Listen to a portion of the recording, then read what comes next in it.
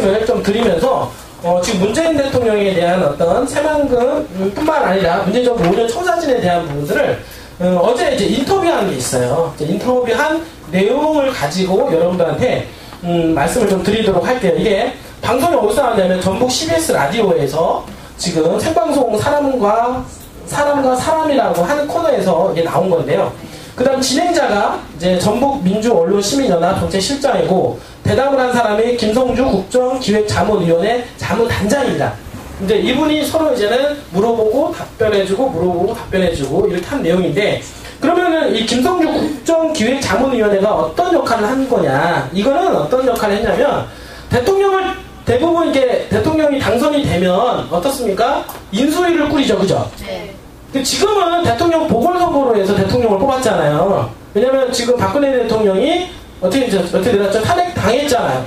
탄핵 당하면서 임기를 다 못 채웠죠? 그러니까 임기를 못 채운 상태에서 대통령이 뽑힌 거 아니에요. 이거 갖다 우리는 이제 보궐선거라고 얘기를 하는데, 보궐선거로 대통령을 뽑다 보니까 정상적으로 뽑게 되면 대통령을 어떻습니까? 대통령을 취임하기 전에 한두 달 전에 먼저 대통령을 당선을 하죠, 그죠? 뽑은 다음에 한두 달 동안 인수위원회에서 이 나라를 어떻게 꾸려갈 것인가. 그래서 인수위원회에서 어떻습니까? 새로운 취임을 하게 됐을 때 국무총리는 누구를 뽑고 이런 어떤 것들 다 계획을 하게 되는 거예요. 근데 지금 문재인 대통령은 그렇게 할 시간이 없었던 거야. 그러니까 인수위를 꾸릴 시간도 없고 그냥 바로 대통령으로 취임하자마자 바로 대통령을 당선되자마자 바로 취임을 한 거죠. 하고 나서 취임식도 뭐 대대적으로 안 했죠. 네. 그냥 간략하게 했잖아요. 네. 간략하게 하고 바로 이제 취임을 하게 됐는데, 대통령 인수위원회가 그 역할을 했어야 되는데 지금 이거는 국정기획자문위원회에서 그 역할을 하게 된 겁니다. 그래서 국정기획자문위원회에서 문재인 이 5년 동안 대통령에 대한 이 우리나라의 정부의 청사진을 이제는 대통령 여기 지금 현재 기획자문위원회에서 청사진을 만든 거예요. 그래서 이렇게 만들어서 언제 보고를 하냐면, 최종 보고를 언제 하냐면 내일 있잖아요. 네. 여태까지 이걸 다 만드는 거예요. 다 만들어서 어떤 걸 만들었냐면 5대 목표와 20대 전략과 100대 국정과제와 892개 세부 이행 계획 해가지고 어떻습니까? 나무와 가지와 어떻습니까? 다 이런 부분들을 하나로 이 대통령 기간 동안 5년 동안 어떤 일을 해야 되겠다. 그러니까 이게 되게 중요하다는 게 뭐냐면, 요 계획대로 이제는 어떻습니까? 이게 바로 이제는 뼈대잖아요, 그렇죠? 네. 이제 뼈대인 상태에서 어떻습니까? 이제 살점을 붙여나가는 과정이 필요한 거잖아요. 네. 이거를 지금 할 텐데, 그럼 어느 쪽으로 해서 살점을 붙여나갈 거냐라는 것들 여러분들이 예측이 가능하다는 거죠. 알겠어요? 네. 그러니까 이게 되게 중요하다는 거니까 정부가 어떤 방향을 가지고 개발 계획을 잡고 가고 있느냐, 이분들이 이거를 여러분들이 잘 보고 여러분들이 잘 판단하셔야 된다는 거죠, 이분들이. 근데 그런 거에 대해서 5년 청사진이 이제 나왔는데, 지금 이제 내용을 이제 보게 되면 5대 목표와 20대 전략, 100대 국정과제, 892개 세부 이행 계획 중에서 항상 보면은 한 5개 이제는 기둥이 나오는데, 정치, 경제, 사회, 지역, 안보, 요게 어떤 5개의 기둥과, 지금 대통령이 지금 구상하는 우리나라는 어떤 나라냐면 국민이 주인인 정부 있잖아요. 네. 국민정부. 지금 우리나라는 지금 현재 이 문재인 대통령은 뭐로 해서 탄생이 됐습니까? 촛불 집회를 통해서, 그쵸? 국민혁명으로 해서 탄생이 된 정부가 어디예요? 문재인 정부 아닙니까? 그러니까 나온 게 첫 번째 뭐냐? 국민이 주인인 정부, 이렇게 되는 거예요, 이분들이. 두 번째는 뭐냐면 더불어 잘 사는 경제입니다. 그러니까 뭐냐면 못 사는 사람도 어떻게 돼요? 잘 살게끔 해주고, 그러니까 못 사는 사람 잘 살게끔 해주려면 어떻게 해야 돼요? 잘 사는 사람들의 세금을 걷어가지고 어떻게 돼요? 못 사는 사람한테 도와줘야 되는 거 아니에요? 이게 더불어 잘 사니까 너만 잘 살지 말아라. 그러니까 너도 잘 살게끔 해줘야 되는데 어떻게 됩니까? 균형 있게 잘 살게끔 해주려면 결국에는 돈이 문제죠? 네. 그럼 그 돈이 어디서 나와야 결국에는 잘 사는 사람들한테 돈을 가져와서, 아니면 대기업이라든지 어떤 잘 나가는 사람한테 돈을 가져와서 어떻게 못 사는 사람한테 넣어놔주겠다. 이거 아니겠어요? 복지 혜택. 결국에는 그 다음에 내 삶을 책임지는 국가. 내 삶을 책임지는 국가. 사실 내 삶을 책임지는 국가, 이거는 어떻게 보면은 되게 뭐 복지국가 뭐 이런 얘기잖아요. 공산주의 국가 개념이기도 한데, 공산주의는 어떻습니까? 누가 나를 책임져줘요? 나라에서. 그러니까 우리나라도 지금 복지주의, 복지국가 뭐 이런 식으로 많이 시연이 되고 있는 게 바로 이런 어떤 개념이라고 보시면 되니까, 나라에서 세금으로 어떻습니까? 어느 정도까지는 어떻습니까? 사람들을, 국민을 책임져 주겠다. 이런 뜻으로 받아들이면 되는 거죠, 분들이. 그래서 정말 어려운 환경 속에서 사시는 분들을 나라에서 세금으로 보조해 주겠다. 이런 삶을 통해서 내 삶을 국가에서 책임져 주겠다. 한마디로 해서 복지국가를 실현하겠다. 이런 얘기예요, 이 부분들이. 그 다음에 지금 네 번째가 뭐냐면 고르게 발전한 지역. 이게 뭡니까? 고르게 발전하는 지역이 균형발전이잖아요. 네. 자, 이 균형발전이라고 하는 부분들을 잘 생각을 해보면 옛날에 자 문재인 대통령이 그러니까 비서실장의 당시 그때가 노무현 대통령일 때죠. 네. 그 노무현 대통령이 뭐였냐면 그 당시 뭐 했어요? 행정도시, 기업도시, 혁신도시를 이뤄냈죠. 네. 이 부분들이 옛날에 수도권으로 집중되어 있던 개발 계획을 어디로 했으니까 지방 쪽으로 분산화시켰잖아요. 네. 그게 바로 혁신도시 아닙니까? 혁신기업도시, 행정도시죠. 네. 그러니까 이 서울에 집적되어 있는 행정기관들을 어디로요? 지방으로, 그렇죠? 세종시로 분산시킨 거 아니에요, 그렇죠? 네. 세종시 또는 혁신도시를 통해서 공공기관을 이전을 했죠. 네. 이제 그렇게 해서 공공기관 이전을 함으로 해서 지역 경제를 살리겠다라는 취지로 만들어졌던 거예요. 그거를 설계를 한 사람이 누굽니까? 문재인 대통령이에요. 문재인 대통령. 비서실장이니까 옆에서 같이 그거 다 지켜봤잖아요. 근데 그 꿈을 이뤘습니까? 못 이뤘어요, 대통령이? 노무현 정부가 그걸 다 이루지 못했어요. 그거를. 뭐 어떻게 이뤘냐면 행정도시는 잘 돌아가죠. 네. 그 세종시는 잘 돌아갑니다. 그죠? 네. 나머지 혁신도시 일부는 돌아갑니다. 네. 원주라든지 충주라든지 뭐 이런 지역 있죠? 네. 그러니까 이런 지역은 들어가는데 나머지 때는 그렇게 원만하진 않아요. 네. 근데 관광 내조용지 같은 경우는 잘 안 돌아가고 있죠? 네. 나머지 이제는 혁신도시들 일부는 돌아가고는 있지만은 또 100% 돌아가지는 않습니다. 네. 그래서 지금 문재인 대통령은 그거를 만든 취지가 뭐냐면 지방 분권하고 그 다음에 어떻습니까? 균형발전 차원에서 유도를 한 거죠. 이분들이. 근데 그게 100% 이루지 못하고 정권이 바뀌었다는 거죠. 정권이 바뀌면서 어떻습니까? 노무현에서 이명박 대통령 넘어왔잖아요. 네. 그래서 이명박 대통령이 다 뒤집어 놓고 4대강에 집중을 한 거 아니에요. 네. 4대강, 물하고 관련된 사업을 한 거 아니에요. 그렇죠? 네. 그래서 그 사업들이 보류가 되고 자꾸 지연이 되고 쭉 끌고 온 게 세월이 지금 10년이 온 거예요. 10년. 그래서 박근혜 대통령 이후에 어떻습니까? 지금 문재인 대통령이 다시 그거를 대통령이 되면서 지금 제2기 균형발전 사업을 시작을 하려고 하는 거예요. 이분들이. 그래서 그런 균형발전을 삼으려고 하는 것은 뭐냐면 아까도 얘기했잖아요. 못 사는 동네 있죠? 네. 못 사는 동네를 어떻게 해준다? 잘 살게. 두루두루 잘 살게끔. 응? 근데 우리나라 대한민국에 가장 못 사는 동네가 어디입니까? 전라북도요. 전라북도. 그러니까 나라의 가장 균형발전 차원에서 이 전라북도라는 데가 지금 가장 못 산다는 데이터가 나와요. 그러니까 문재인 대통령이 봤을 때는 어떻습니까? 이 전라북도를 어떻게 해야 된다? 균형발전 차원에서 어떻게 해야 돼요? 키워야 되겠죠. 네. 그러니까 그게 어디서 명분이냐면 바로 고르게 발전하는 지역이라고 하는 키워드에서 나오는 거예요. 이거를 키워드를 세워놓고 명분을 세워주고 새만금을 개발시키는 거예요. 네. 나는 이렇게 개발하겠다.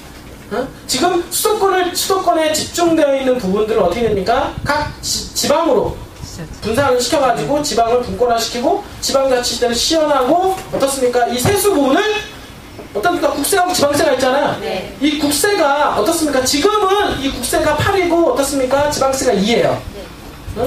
근데 이 부분을 어떻게 했냐면 국세를 6으로 만들고 지방세를 4로 만들어서 그러니까 지방이 결국에는 지방이 강해지려면 뭐가 있어야 돼요? 결국엔 돈 아니에요? 가정경제가 가정이 잘 들어가려면 뭐가 있어야 됩니까? 돈이 있어야 되는 것처럼 지방에서도 잘 들어가려면 돈이 있어야 돼요. 그러니까 그 돈이 어디서 나옵니까? 국민으로부터 세금으로부터 나오잖아요. 그러면 이 세율과 세목을 바꿔야 되는 거예요. 지방으로 걷어 들어가게끔. 근데 그거를 바꿔서 어떻게 하냐면 지방으로 돈을 들어가게끔 예전에 8대2에서 6대4로 만들겠다. 그러니까 정부가 6을 갖고 지방이 4를 갖겠다. 이렇게 가져가서 어떻습니까? 재정분권화를 요구했다. 이런 얘기가 바로 이어서 내용이 나오는 겁니다. 근데 그렇게 해서 나오는 게 아까 첫 번째 국민이 주인인 정부와 그다음에 더불어 잘 사는 경제와 그다음에 내 삶을 책임지는 국가. 그러니까 더불어 잘 사는 경제와 내 삶을 책임지는 이 국가는 복지국가를 시현하겠다. 이런 뜻으로 받아들이면 되고요. 그 다음에 국민이 주인인 정부, 국민이 주인 정부는 자유민주주의 국가를 얘기를 하는 겁니다. 그리고 세 번째 보면 고르게 발전하는 지역. 고르게 발전하는 지역은 어떻습니까? 지방분권화, 그 다음에 지방자치시대 시연, 그 다음에 재정분권화 이런 것들을 통해서 각 지방, 못 사는 지방들을 활성화시켜서 잘 살게끔 해서 골고루 잘 사는 국가를 만들겠다라고 하는 거예요. 맞죠? 네. 그러니까 그런 차원에서 전라북도가 명분이 딱 쓰는 거예요. 그러니까 전라북도를 개발하기 위해서 지금 각 행정기관과 각 이런 것들을 인사 부분들을 다 그렇게 전라북도 개발하는 차원으로 해서 만들어 놓은 거예요. 이분들이. 근데 며칠 전만 해도 지금 보면은 새만금 사업을 100대 국정과제로 포함을 안 시킨다 이런 얘기 나왔었어요. 네. 그거 왜 그랬냐면 어떻게 보면 새만금 사업은 전라북도 사업인 것처럼 보이는 거예요. 지방 사업인 것처럼. 근데 이걸 만약에 언론에 노출되게 되면 각 다른 지자체에서도 어떻습니까? 새만금 100대, 이 100대 사업에 저희도 포함시켜 주세요 라고 얘기할 거 아니에요. 결론이 나오기도 전부터 삐걱거리기 시작할 거 아니야. 그러면은 어떻습니까? 새만금 갖다 집어넣지 못하는 사례까지 발생하기 때문에 특별히 보안상을 유지했다 그래요. 이거를. 그러니까 보안상을 유지하고 최종적으로 이제 결론이 나온 거를 인터뷰를 한 겁니다. 왜? 내일 발표를 할 거니까 어차피. 결론을 딱 내놓고 발표를 하는 겁니다. 그러니까 지금 야당에서 국민의당 특히 국민의당에서 뭐라고 합니까?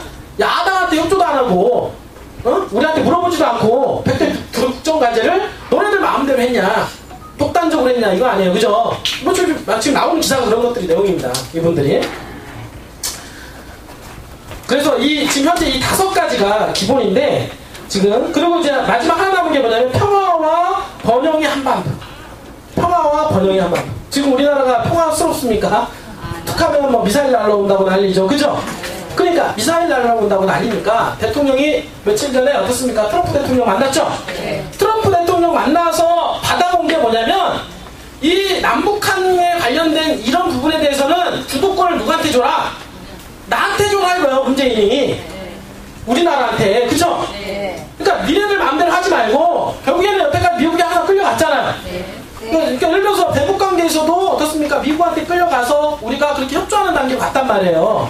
그런데 우리나라가 지금 문재인 대통령이 하는 게 뭐냐면 북한과의 관계에 대해서는 우리가 할 수 있게끔 기회를 달라 이거예요. 이분들이. 그러나 하나 이루어진 게 뭐냐면 FTA 재협상. 그죠? FTA 재협상을 하기로 우리가 제가 보기에는 좋다 이거야. FTA 협상 재협상 하자.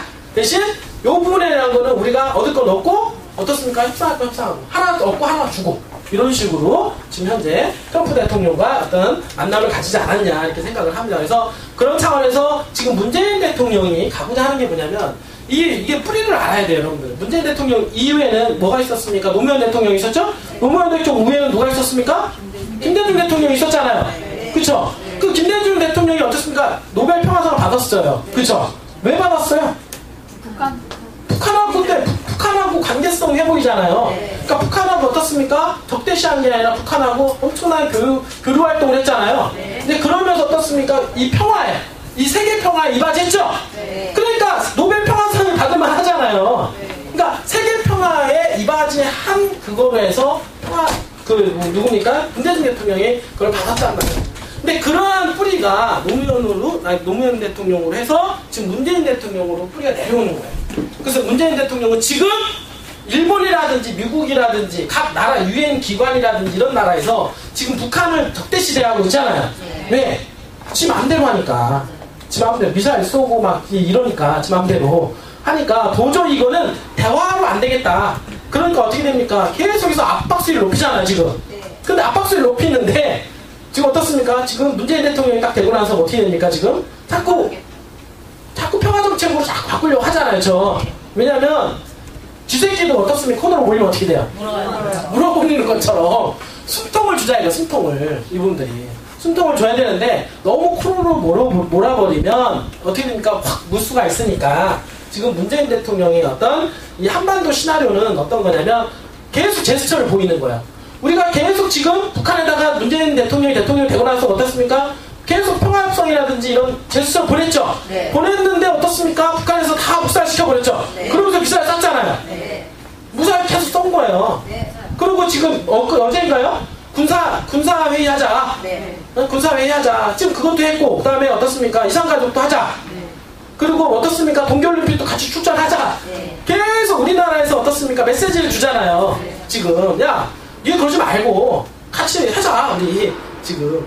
옛날에 문재인 대통령 이전에는 볼 수 없는 현상들이에요 지금 이게 그분들이. 근데 지금 문 대통령은 어떻습니까? 이러한 한반도에 대한 부분들을 우리한테 넘겨줘라. 우리가 한번 끌어가 보겠다. 근데 이 부분들이 뭐냐면 우리나라 빼고 나머지는 다 압박을 하고 있는 추세잖아요. 그렇죠? 근데 우리나라가 좀 반대로 가고 있는 추세라 조금 우려하고는 있지만 이런 부분들이 이 국정이 어디서 반영이 되냐면 바로 평화 있죠? 네. 평화와 전쟁이 아니라 평화와 번영의 한반도라고 하는 이러한 국정 과제에서부터 시작이 되는 거예요. 예? 그러니까 5개 이게 어떻습니까? 5개를 딱 두고 5개 프레임에 맞춰가지고 어떻습니까? 또 가지치기 들어가는 겁니다. 가지치기.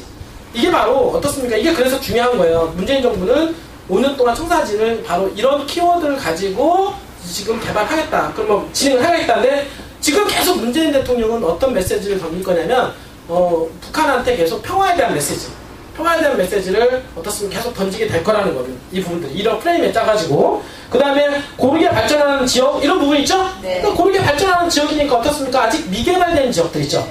지금 그러니까 개발이 많이 된 지역보다는 미개발된 지역을 위주로 해서 집중적으로 개발될 가능성이 높다 이렇게 보셔야 되겠죠? 네. 그렇다는 얘기예요. 이분들이. 그러니까 그런 미개발된 지역 중에서 우리는 어디를 보냐면 어떤 국지적인 데를 보는 게 아니라 전체적인 상황을 볼 때 경기도, 전라도, 뭐 충청도 이렇게 보잖아요. 네. 전라도 볼 때 어떻습니까? 전라북도가 가장 미개발된 지역으로 판단이 되어지고 그렇다라고 하면 이 전라북도를 개발할 수 있어야 되겠다, 해야 되겠다라고 하는 부분들이 명분이 생긴다.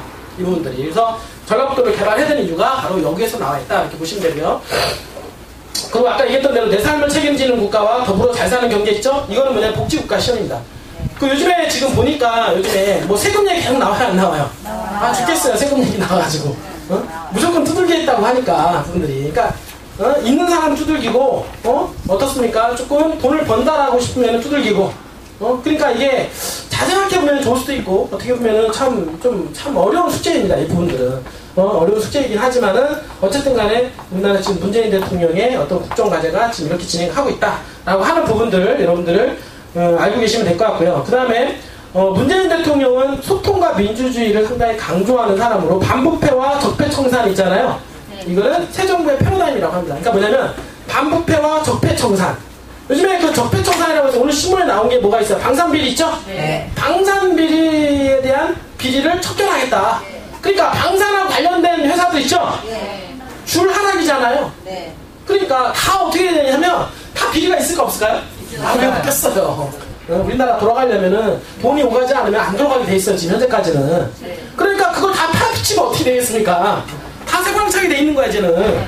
응? 지금 여러분들 쇠고랑차게 된 이유를 알려줄게요. 그 여러분 반부패와 적폐청산인데 소위 갑질횡포 있잖아요. 갑질횡포 근절하겠다. 지금 문재인 대통령이 뭐라 하냐면 갑질횡포 근절. 근데 요즘에 갑질횡포 근절한다고 해서 요즘 신문에 계속 나와요 안 나와요? 나와요. 여러분들 보면은 뭐 미스터 피자. 네.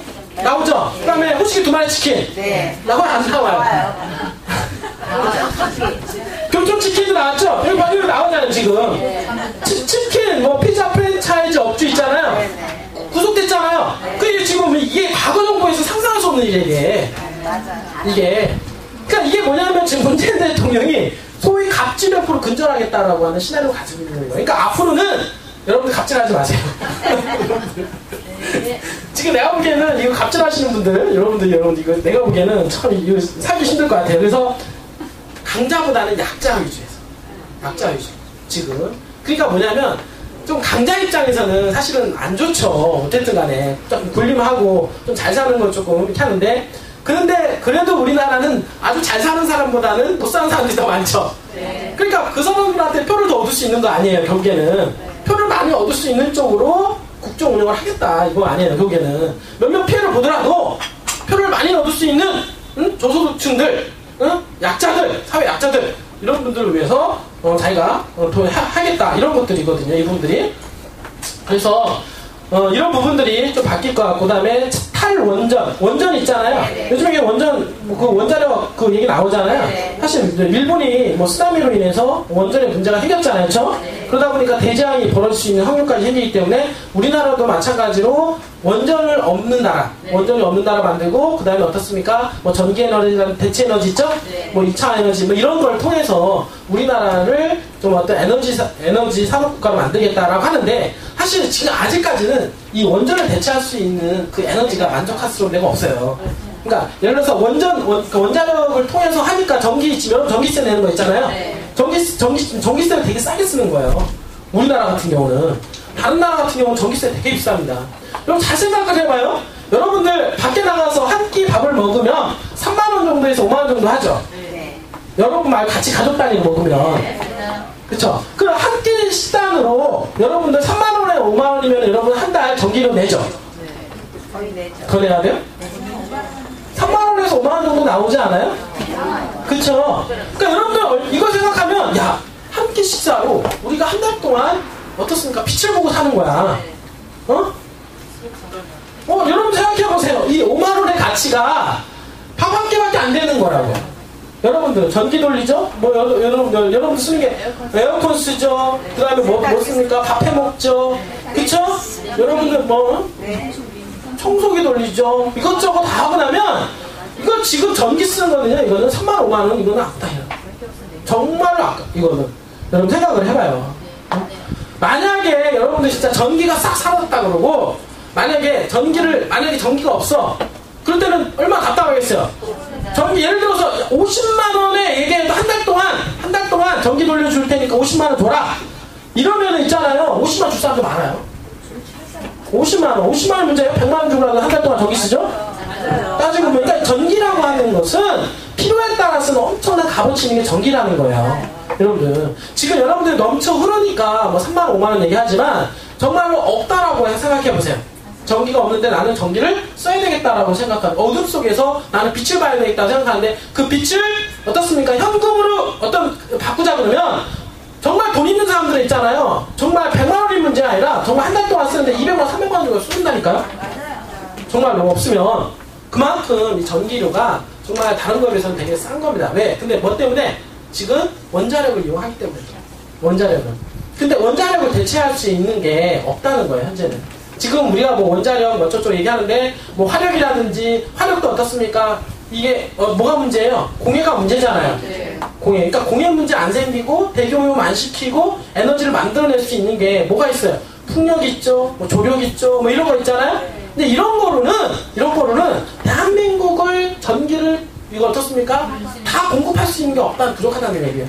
그러면 어떻게 하냐, 나중에 전기세를 올려야 되는 거예요. 그러면 앞으로 향후에는 이 원자력이 폐지가 된다라고 하면 전기세가 더블 이상 올라갈 가능성이 상당히 높다. 그러면은 그 피해는 또 누구한테 갑니까? 우리한테 또 다시 오게 되는 거죠. 지금 우리가 전기료를 엄청 싸게 쓰고 있다라는 거죠. 이분들이. 그래서 향후에는 한 10만원, 15만원 이렇게 전기료를 내고 살 수 있는 날이 얼마 남지 않았다. 여러분들이 만약에 원자력이 없어진다라고 하면 꼭 좋은 것만은 아니다. 여러분들 알겠어요? 그리고 지금 여기 보면은 그 문재인 대통령이 지금 어떤 부분이냐면 그 강조하는 게 뭐냐면 그 통신비 있잖아요. 현재 통신비 인하, 그쵸? 지금 현재 통신비 인하를 하겠다 이런 부분들. 그리고 누리과정 전에 국고 지원을 하겠다. 지금 보면은 유치원생이 있고 지금 보면은 어린이집 있고 유치원생 있잖아요. 맨날 이게 좀 분리가 돼 있나 봐요. 국고 지원하는 게. 그래서 어린이집에는 어디서 다른 데서 지원해주고 그 다음 유치원은 또 다른 데서 지원해주고 있는가 봐요. 그래서 이런 부분들을 다 어떻게 됩니까? 누리과정을 다 국가에서 지원해주겠다 해서 어린이든 유치원생이든 간에 전혀 공부하는 데 있어서 불편함이 없게끔 국고에서 지원해주겠다라는 얘기했고요. 그 다음에 그 어르신들 그 노령임금 있잖아요. 기초연금. 기초연금이 지금 얼마인가요? 20만 원이죠? 그러니까 30만 원으로 30만 원으로 인상을 해주겠다. 그러면 그 30만 원 올려주면 우리나라 노령인구가 많아져요, 안 많아져요? 많아지죠. 지금 보세요, 지금 노령인구가 엄청나게 많은데 한 사람당 10만 원이죠? 그거를 인수로 계산하면 얼마 될까요? 엄청나게 많죠. 그러면 그 돈을 어디서 경기에는 재원 조달해야 돼요? 세금이요. 경기는 세금이죠? 그럼 그 돈이 또 어디서 나와야 돼요? 사장님 되셔야죠. 저한테 나와야 돼요. 제가 힘들어진다니까, 자꾸해서 결국에. 그 다음에 지금 아동수당을 뭐 신설하겠다, 뭐 영세업자를 위한 카드 수수료이나, 카드 수수료, 뭐 블라인드 채용, 뭐 출신 지역과 학교, 심지어 사진조차도 부착하지 못하도록 하는 인사, 이런 부분들 얘기를 많이 하겠다라고 하는 건데, 어쨌든 이런 부분들이 문재인 대통령이 공약을 했던 거니까 이런 것들이 시정을 현실화가 되면은 많은 변화가 일어날 것이다 라고 하는 부분들이 있고요. 근데 이런 것들은 이제 차후적인 얘기고 우리하고 관련된 얘기를 좀 할게요. 우리가 관련된 거는 아까도 얘기했던 대로 문재인 대통령이 가려고 하는 게 자치분권과 그 다음에 어떻습니까? 균형 발전인 겁니다. 균형 발전. 그래서 자치분권이라고 하는 것은 지자체, 그러니까 지방자치 시대를 열겠다. 지금 우리나라 이제 중앙정부고 물론 지방자치 시대예요. 각 시도별이 있잖아요. 네. 다 시도별, 시군구 다 있죠? 네. 거기서 보면은 다 지방세가 들어오잖아요. 그 지방세, 강남구면은 강남구 지방세가 들어와서 강남구에서 어떻습니까? 재원을 풀어서 해결하잖아요. 네. 여기서. 그래서 강남구에서 오는 사람들, 강남구에서 와가지고 애기 낳고 3명 이상 낳으면은 강남구에서 얼마 지원해주겠다 이런 일 있잖아요. 네. 그거 다 강남구에서 하는 거예요. 나라에서 하는 게 아니라. 강남구에서 걷어들인 세금을 갖다가 어떻습니까? 지방자치를 하는 겁니다. 그분들이. 그런데 그런 지방자치의 권한을 높여주겠다는 얘기예요. 그분들이. 그 얘기는 뭐냐면 세수 부분을 조금 더 어떻게 돼요? 더 많이 지방 쪽으로 가게끔 하겠다라고 하는데 만약에 이 상태로 가면은 강남구 있죠? 네. 강남구에서는 더 부자가 되는 동네가 되고 약한 동네는 어떻습니까? 세수가 많이 안 고치게 돼요. 그러니까 이런 것들을 좀 조율을 해서 못 사는 동네로 돈을 이관시키겠다 이런. 그러니까 어떻게 되냐면 잘 사는 동네 너무 잘 살게 아니라 잘 사는 동네에서 어떻습니까? 세목 조절과 어떤 걸 통해서 못 사는 동네 예를 들어서 전라도 같은 경우 전라도 무슨 군 같은 경우는 거기서 걷어들이는 지방자치 세금이 있어요 없어요? 별로 없잖아요. 그러니까 없기 때문에 어떻습니까? 잘 사는 동네에서 못 사는 동네로 이관시키는 절차. 그렇게 해서 그 동네도 재원 조달이 충분히 돼서 지방자치 시대를 열려고 하는 거죠. 그래서 그런 지방자치 시대를 열려면은 각 지방정부가 돈이 좀 많이 써야 된다는 얘기예요. 그러니까 지금은 지방정부가 돈이 없으니까 국가에서 국고를 지원해 준단 말이에요. 네. 각 나라별로 각 지방별로 돈을 쓰고 부족한 돈 있잖아요. 네. 부족한 돈을 어디서 지원해 줍니까? 국고를 지원해 주잖아요. 네. 국고를 지원해 주는데 어느 정도 그것도 다 절차와 뭐가 있어요. 다. 그냥 아무나 지원해 주는 게 아니라고 또. 응? 아무나 지원해주지 않는데 이런 부분들을 국고에서 지원보다는 애초부터 지방정부로 돈을 재정국가를 시켰다. 이 부분을 얘기했고요. 그 다음에 두 번째는 뭐냐면 균형발전. 이 얘기했죠, 그죠? 네. 그러니까 균형발전은 이거는 지금 새만금하고 너무 밀접한 관계가 있는 거예요. 이분들이. 아까도 얘기했던 대로 우리나라 대한민국 시도 중에서 유일하게 가장 낙후된 동네가 어디다? 전라북도라는 얘기예요. 알겠어요? 네. 그러니까 전라북도를 아까도 얘기했던 대로 지역 균형 발전화 있죠? 네. 그거 차원에서라도 이번에는 어떻게 하겠다. 전라도 특히 어딥니까? 새만금 있죠? 네. 새만금은 개발할 수밖에 없는 이 명분을 가지고 지금 들어가고 있다는 거예요. 빼도 박을 수 없게끔 지금 현재. 알겠습니까? 지금 현재? 네. 그래서 지금 지방 분권화, 그래서 각 지방이 좀 잘 살게끔 하기 위해서 지금 문재인 대통령이 뭐냐면 국가균형 발전 2단계 사업을 추진하게 되는데 그 사업 중에 뭐냐면 혁신도시 시즌2를 추진합니다. 혁신도시 추진 있죠? 네. 혁신도시 추진 2. 이거는 뭐냐면 예전에 보면은 혁신도시 하면 공공기관 이전이 혁신도시 아니겠습니까? 네. 맞죠? 네. 지금까지는 그냥 공공기관만 이전했다는 얘기예요. 알겠어요? 네. 근데 공공기관만 이전해가지고서는 그 동네가 활성화가 돼요? 네. 안 되죠. 그럼 뭐가 들어가야 되니까? 민간인이 들어가야죠? 네. 민간인이 들어가야 되는데 민간인이 들어가기 위해서 어떻게 되냐면 국가에서 정주 여건과 문화적 여건, 특히 산업, 기업, 연구소의 직접을 통해서 민간인들이 들어올 수 있게끔 환경을 조성을 해주겠다라고 하는 겁니다. 그러니까 지금에 있는 혁신도시 있잖아요. 네. 혁신도시는 그냥 현재는 공무원들만 가 있는데 거기서 민간인들이 들어갈 수 있게끔 정주 여건을 갖추게끔 해주겠다. 거기에 어떻습니까? 지금 보면 마트도 만들어주고 거기 어떻습니까? 문화생활 할 수 있게끔 영화관도 만들어주고 이런 거 있죠? 네. 이런 것도 해서 민간인들이 좀 들어갈 수 있게끔 정주 여건을 갖출 수 있게끔 해서 더 많은 사람들이 기업도시로 혁신도시로 어떻습니까? 뻗어나가서 살 수 있게끔 수도권에서 어떻습니까? 자꾸 지방적으로 내려가서 살 수 있게끔 해주겠다. 그러니까 예를 들어서 지금 공무원들이 여기 있는데 지금 공무원들이 여기 있는데 세종시에 어떻습니까? 거기서 일터가 거기 있죠? 네. 그러면 어떻습니까? 여기 남편만 간단 말이에요. 네. 여기는 왜? 교육 환경이 안 좋으니까 여기보다 떨어지니까 어떻게 됩니까? 남편만 가가지고 거기서 뭐해요? 원룸에서 어떻게 해서 거기서 일하고 네. 원룸에서 수술이 보내다가 너무 적적한 상태에서 바람 피우다가 걸려가지고 이런 사람들이 엄청나게 지금 벌어지고 있단 말이에요. 지금 꽃뱀한테 물려가지고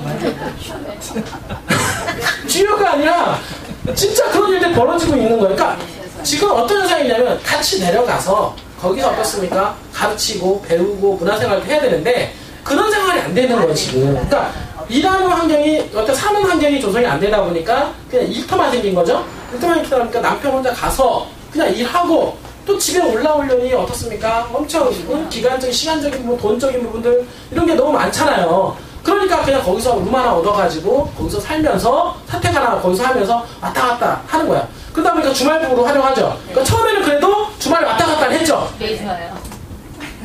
되게 좋아요? 혼자 사니까 좋아. 주말에 가끔 왔다 갔다 했는데 이제는 피곤하지 않아요. 어떻게 주말마다 와.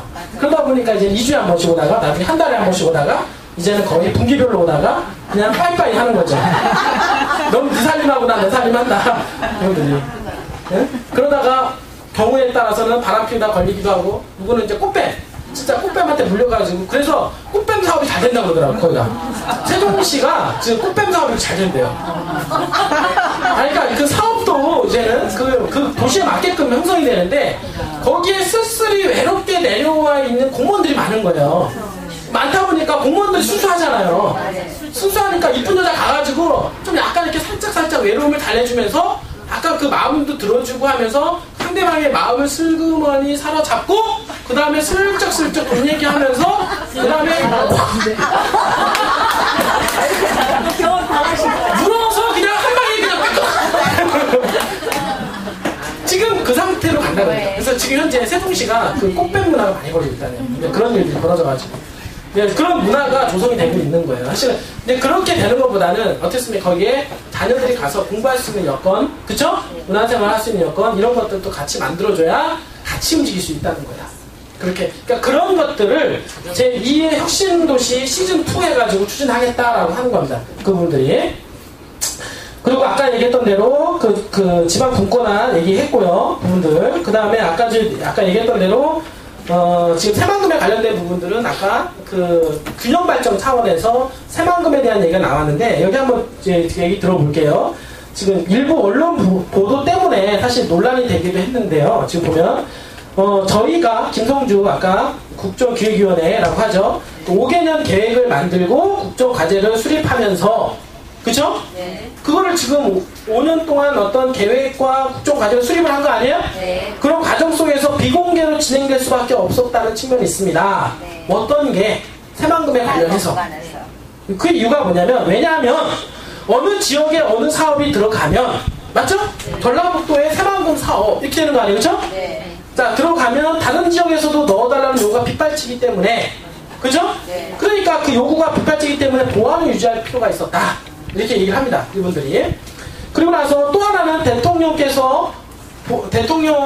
보고하는 날짜가 19일입니다. 19일이면 언제죠? 내일이죠? 네. 내일이고. 그래서 사전에 밝힐 수 없는 속사정이 있었습니다. 그 다음에 분명하게 말씀드리지만, 맞죠? 네. 그래서 100대 과제 중에서 78번째 과제입니다. 지금. 분명하게 포함되어 있고요. 오히려 다른 지방 공약 사업의 경우에는 같이 묶어서 실은 정도에 불과하지만, 그러니까 여기서 뭐라고 나오냐면 다른 지방 공약사항 있죠? 네. 다른 지방 공약사항의 경우에는 같이 이렇게 묶어서 그 지방사항 여러 개 있잖아요. 그렇게 묶어가지고 하나로 이렇게 묶어서 이렇게 실은 거지만 새만금은 어떻게 했냐면 새만금 사업은 곳곳에 구체적인 제목과 그 다음에 사업명으로 들어가 있다는 것입니다. 그러니까 구체적으로 개발에 대한 부분들이 들어가 있다는 거다. 얘가 지금 알겠어요? 네. 다른 지방자치, 다른 지자체에 있는 사업은 이렇게 묶어가지고 하나, 과제 하나 이렇게 해서 가지만 근데 새만금은 새만금 사업을 78번째 과제를 하고 새만금 내에서 어디를 사업을 하겠다라고 하는 구체적인 사항까지 다 들어간다는 얘기예요. 알겠어요? 네. 그만큼 새만금의 개발에 대한 어떤 부분들을 지금 강하게 생각하고 있다는 얘기예요. 자, 지금 보세요. 그럼 원래 들어있던 것이 언론이 오보인 셈입니까? 지금 이제 이렇게 기자가 물어봐요. 이거를. 그랬더니 제가 그것을 확인해 줄 수 없는 사정이 있다는 것을 말씀드리지 않았습니까? 다른 지역의 반발, 대통령 보고 전에 내용이 나올 경우에 파장 때문에 속 시원히 말씀드리지 못했던 것입니다. 자, 혹시 논란이 되니까 나중에 다시 포함시킨 거 아니냐? 그러니까 중간에 이렇게 막 논란이 됐잖아요. 네. 그러니까 혹시 거기다가 포함시킨 거 아니냐? 이렇게 또 물어본 거예요. 그랬더니 뭐라고 하냐면 아닙니다. 그거 아닙니다. 응? 아닙니다. 얘기하고 나서 그 다음에 뭐라고 얘기하냐면 그러니까 새만금 사업에 대해서는 문재인 대통령이 여러 차례 언급하셨습니다. 이분들은 대통령이 직접 챙기겠다, 국가주도로 속도를 내겠다, 그래서 청와대 내 새만금 사업을 전담하는 균형발전 비서관을 신설했고요. 맞죠? 네. 그것을 전북 출신이 맞지 않았습니까? 네. 그쵸? 네. 그러니까 이게 제가 했던 말들을 이 사람 지금 하고 있는 거예요. 자, 그리고 주무부처의 국토부 장관도 전북 출신 김현미 장관 아닙니까? 네. 그러니까 새만금 개발청에도 전북 출신의 이철우 총장 아닙니까? 네. 그게 다 얘기하는 거예요. 그래서 새만금 사업을 담당하는 청와대와 정부와 시행기관이 모두 전북 출신으로 세워졌습니다. 그렇죠? 네. 이보다 더 강력한 의지가 없지 않습니까? 응? 새만금 이 100대 국정과제가 문제가 아니라 이렇게 강력한 인사 문제를 했는데 이것처럼 강력한 의지가 어디 있겠냐 이거예요. 이 부분들이 맞잖아요, 그렇죠? 네. 지금 응? 그만큼 이 새만금은 지금 이번 문재인 대통령은 어떤 각도를 바라보냐면 지방균형발전 차원에서 전라북도를 개발을 해야 되고 그 중에서 새만금을 바로 어떻습니까?